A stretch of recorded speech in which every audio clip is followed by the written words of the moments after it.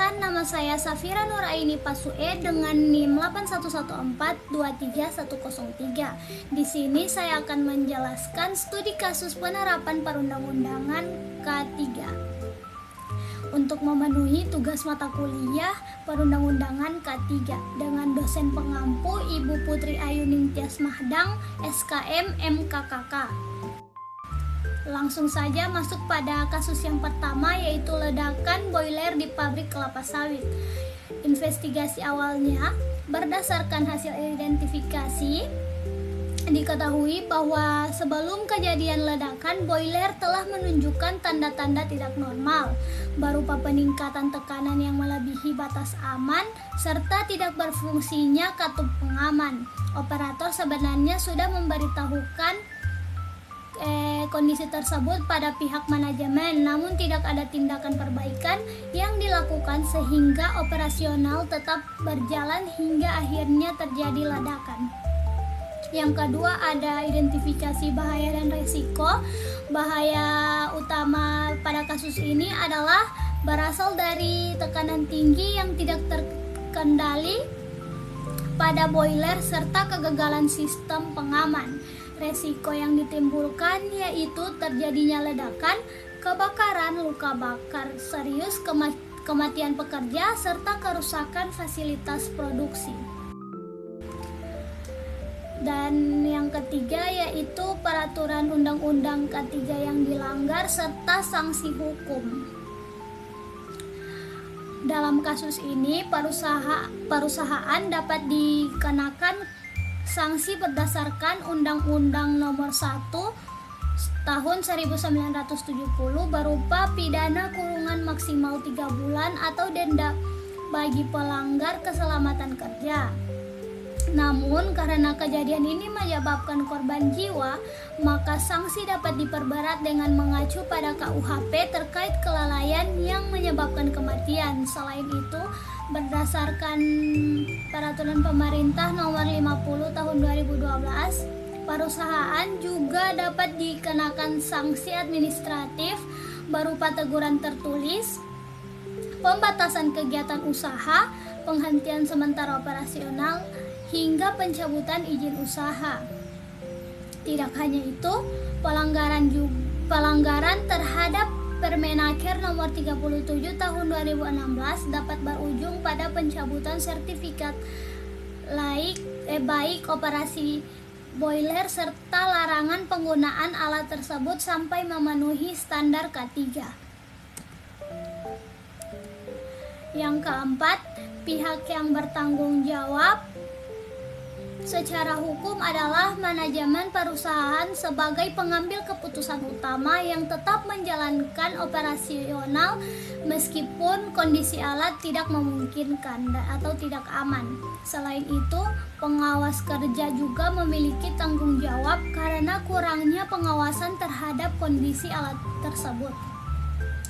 Dan upaya pengendaliannya pada kasus ledakan ini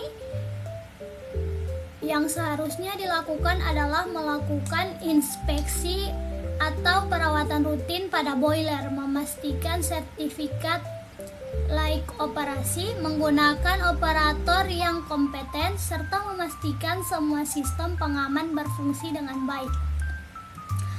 Masuk pada kasus kedua, yaitu keracunan pestisida pada pekerja perkebunan. Investigasi awalnya, pekerja melakukan penyemprotan pestisida setiap hari tanpa menggunakan APD lengkap, hanya menggunakan masker kain. Selain itu, tidak ada pelatihan penggunaan pestisida, tidak tersedia MSDS, dan penyimpanan pestisida berada dekat dengan ruang makan. Identifikasi bahaya dan resikonya yaitu bahaya utama adalah paparan bahan kimia beracun atau organofosfat dengan risiko gangguan kesehatan seperti pusing, muntah, iritasi kulit, hingga kerusakan saraf. Peraturan Undang-Undang K3 yang dilanggar dan sanksi hukumnya yaitu perusahaan dapat dikenakan sanksi pidana karena lalai menyediakan perlindungan terhadap paparan berbahaya yang mengakibatkan gangguan kesehatan pekerja. Berdasarkan Undang-Undang Nomor 1 Tahun 1970, perusahaan dapat dikenakan denda atau kurungan. Selain itu, mengacu pada Permenaker Nomor 5 Tahun 2018 dan Permenkes Nomor 70 Tahun 2016. Perusahaan dapat dikenakan sanksi administratif berupa teguran, kewajiban perbaikan sistem kerja, hingga penghentian sementara kegiatan operasional. Jika terbukti menyebabkan penyakit akibat kerja serius seperti kerusakan syaraf, perusahaan juga dapat digugat secara perdata oleh pekerja untuk ganti rugi, biaya pengobatan, atau kerugian lainnya. Yang keempat, pihak yang bertanggung jawab. Pihak yang bertanggung jawab yaitu perusahaan perkebunan atau pemberi kerja karena tidak menyediakan alat pelindung diri, pelatihan, dan informasi bahan kimia. Selain itu, mandor atau supervisor lapangan juga bertanggung jawab karena mengawasi langsung pekerja namun tetap membiarkan pekerja melakukan pekerjaan tersebut tanpa prosedur yang aman. Pekerja pada umumnya tidak dibebankan tanggung jawab karena mereka tidak diberikan fasilitas dan pengetahuan yang cukup untuk bekerja secara aman. Nah, upaya pengendaliannya yaitu berupa penyediaan APD, pelatihan penggunaan bahan kimia, serta penyimpanan bahan kimia yang aman. Nah, pada kasus yang ketiga yaitu jatuhnya pekerja pada proyek konstruksi gedung. Investigasi awalnya menunjukkan bahwa kecelakaan terjadi karena pekerja tidak menggunakan alat pelindung diri berupa safety harness saat bekerja di ketinggian. Hal ini disebabkan oleh kurangnya pengawasan dari pihak perusahaan. Pekerja jatuh dari ketinggian 15 meter karena tidak menggunakan full body harness, tidak ada guardrail, serta tidak ada pelatihan kerja di ketinggian dan tidak tersedia rencana keselamatan konstruksi atau RKK. Identifikasi bahaya dan resikonya. Bahaya utama berasal dari aktivitas pekerja di ketinggian yang memiliki potensi jatuh dengan resiko cedera serius hingga berujung pada kematian. Nah, peraturan Undang-Undang K3 yang dilanggar dan sanksi hukum yang dikenakan pada kasus ini karena mengakibatkan kematian pada pekerja, perusahaan ini dapat dikenakan sanksi pidana atas kelalaian sesuai KUHP. Selain itu, berdasarkan Undang-Undang Nomor 1 Tahun 1970, perusahaan dapat dikenakan denda atau kurungan karena tidak menyediakan pelindung keselamatan kerja. Mengacu pada peraturan pemerintah Nomor 50 Tahun 2012 dan Permenaker Nomor 9 Tahun 2016. Perusahaan juga dapat dikenakan sanksi administratif berupa penghentian proyek sementara, pencabutan izin proyek konstruksi, serta kewajiban melakukan evaluasi total sistem K3 sebelum kegiatan dilanjutkan. Nah, pihak yang bertanggung jawab pada kasus jatuhnya pekerja pada proyek konstruksi gedung ini, pihak yang bertanggung jawab yaitu kontraktor utama karena memiliki kewajiban menyediakan sistem keselamatan kerja. Selain itu, site manager dan pengawas lapangan juga bertanggung jawab karena tidak memastikan penggunaan alat pelindung diri dan tidak menyediakan sistem pengaman seperti guardrail. Jika terdapat subkontraktor, maka tanggung jawab juga dapat melekat pada pihak tersebut sesuai pembagian kerja. Dan yang terakhir, upaya pengendalian. Upaya pengendalian dilakukan dengan mewajibkan para pekerja menggunakan alat pelindung diri, memberikan edukasi atau pelatihan, serta meningkatkan pengawasan di area pekerjaan. Yang keempat ada kebakaran gudang bahan kimia. Investigasi awalnya menunjukkan bahwa kebakaran terjadi akibat korsleting listrik yang tidak segera diperbaiki serta tidak adanya alat pemadam kebakaran seperti APAR. Yang kedua, identifikasi bahaya dan resiko. Bahaya utama berasal dari instalasi listrik dan mudah terbakar dengan resiko kebakaran besar dan kerugian material. Untuk peraturan Undang-Undang K3 yang dilarang dan sanksi hukum yang diberikan, yaitu perusahaan dapat dikenakan sanksi pidana dan administratif karena kelalaian dalam pengelolaan bahan kimia berbahaya yang menyebabkan kebakaran.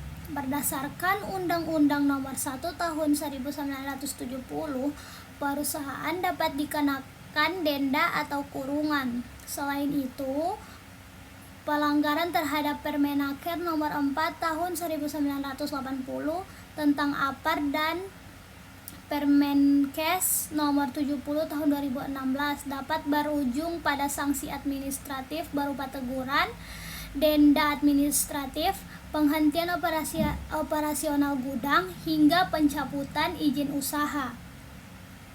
Jika dampak kebakaran hingga ke lingkungan masyarakat, perusahaan juga dapat dikenakan sanksi tambahan berdasarkan peraturan lingkungan hidup. Nah, untuk pihak yang bertanggung jawab pada kasus ini yaitu manajemen perusahaan atau pengelola gudang karena tidak menyediakan sistem penyimpanan bahan kimia yang aman.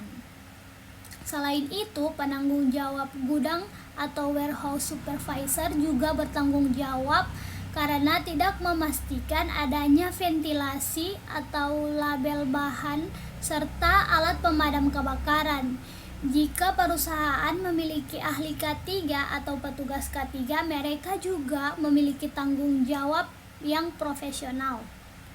Untuk upaya pengendaliannya yaitu dilakukan dengan perbaikan instalasi listrik, penyediaan APAR, dan pelatihan tanggap darurat. Yang kelima ada kasus paparan debu silika pada pekerja tambang batu. Investigasi awalnya, perusahaan melakukan pengukuran debu, sistem pengendalian debu tidak berfungsi, pekerja tidak menggunakan respirator, serta tidak ada pemeriksaan kesehatan secara berkala. Yang kedua ada identifikasi bahaya dan resiko. Bahaya berupa debu silika dengan resiko penyakit seperti penyakit paru seperti silikosis. Untuk peraturan Undang-Undang K3 yang dilanggar dan sanksi hukumnya, perusahaan dapat dikenakan sanksi administratif dan pidana karena lalai melindungi pekerja dari paparan debu berbahaya yang dapat menyebabkan penyakit akibat kerja. Berdasarkan Undang-Undang Nomor 1 Tahun 1970, perusahaan dapat dikenakan denda atau kurungan selain itu berdasarkan Permenaker Nomor 5 Tahun 2018 dan Peraturan Pemerintah Nomor 50 Tahun 2012. Perusahaan dapat dikenakan sanksi berupa teguran, kewajiban melakukan perbaikan sistem pengendalian debu, hingga penghentian sementara kegiatan tambang. Jika terbukti menyebabkan penyakit kronis seperti silikosis, pekerja berhak menuntut kompensasi melalui jalur hukum, perdata maupun jaminan kecelakaan kerja. Pihak yang paling utama bertanggung jawab yaitu perusahaan tambang sebagai pemberi kerja karena tidak menyediakan sistem pengendalian debu, alat pelindung diri, serta pemeriksaan kesehatan secara berkala. Selain itu, manajer operasional tambang dan pengawasan pengawas lapangan juga bertanggung jawab karena tidak melakukan pengawasan terhadap kondisi kerja. Jika terdapat tim K3 atau ahli K3 atau ahli hygiene industri, maka mereka juga memiliki tanggung jawab dalam memastikan lingkungan kerja memenuhi standar kesehatan. Dan upaya pengendaliannya yaitu berupa penggunaan respirator, sistem pengendalian debu, dan pemeriksaan kesehatan secara berkala. Nah, untuk kasus yang keenam, kecelakaan forklift di gudang logistik. Investigasi awalnya menunjukkan kecelakaan terjadi karena tidak adanya pemisahan jalur antara forklift dan pejalan kaki di area gudang. Operator forklift juga tidak membunyikan klakson saat melintas di area yang visibilitas terbatas akibat muatan yang terlalu tinggi.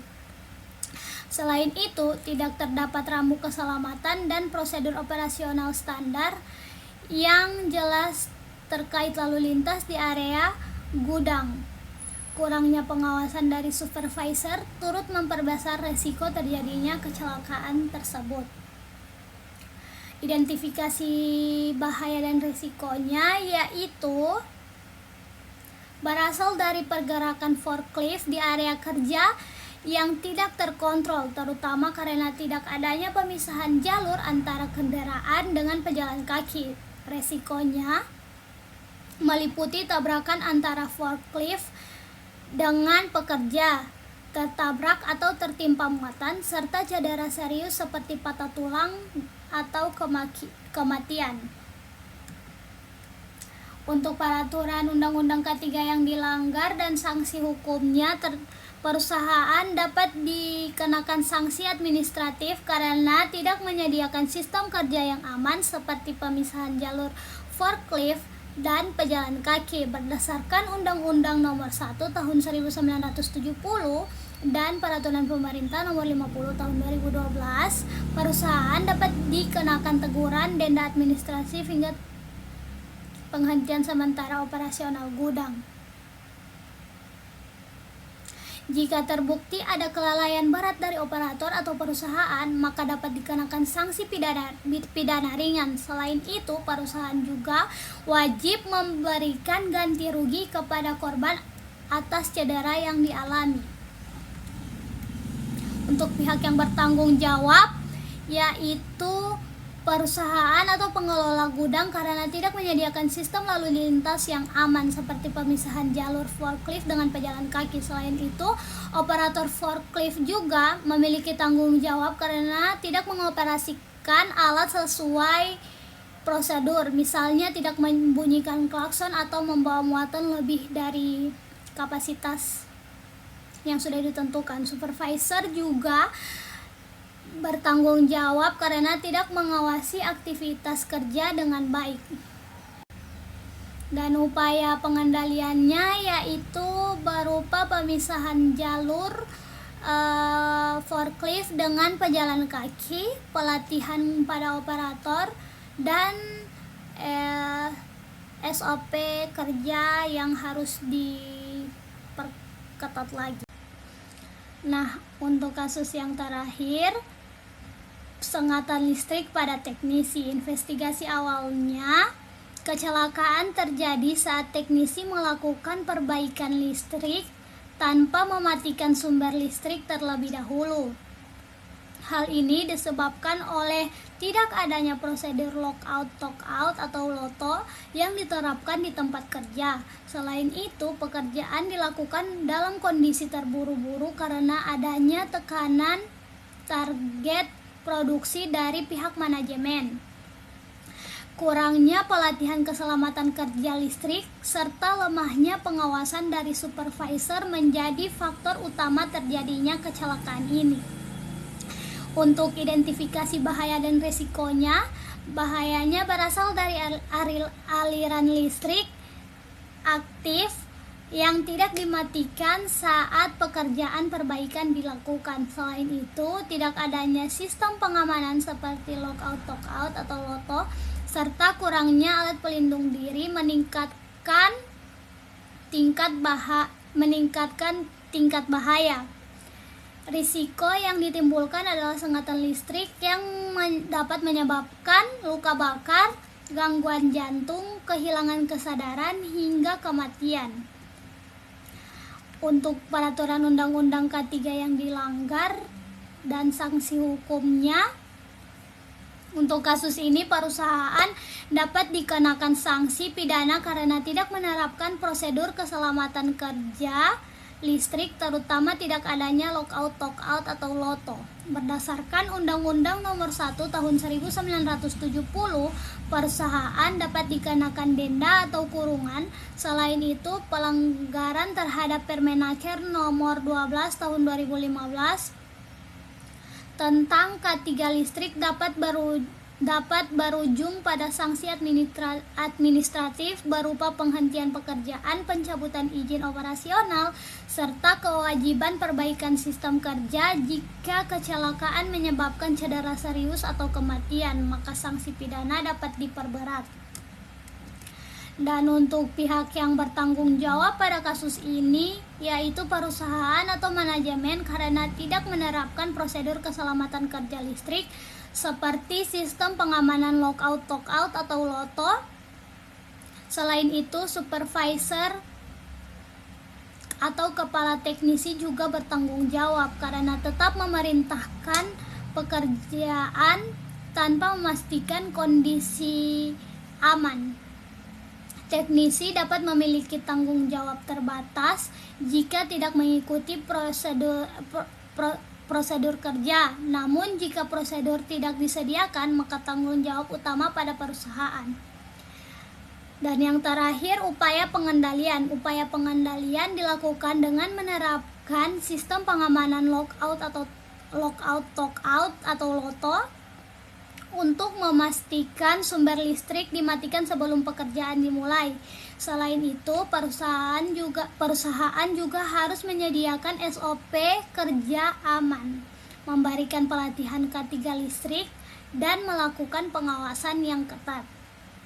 Baik, itulah penjelasan dari saya pada beberapa kasus tentang penerapan perundang-undangan K3. Lebih dan kurangnya saya mohon maaf. Wabillahi taufiq wal hidayah. Wassalamualaikum warahmatullahi wabarakatuh.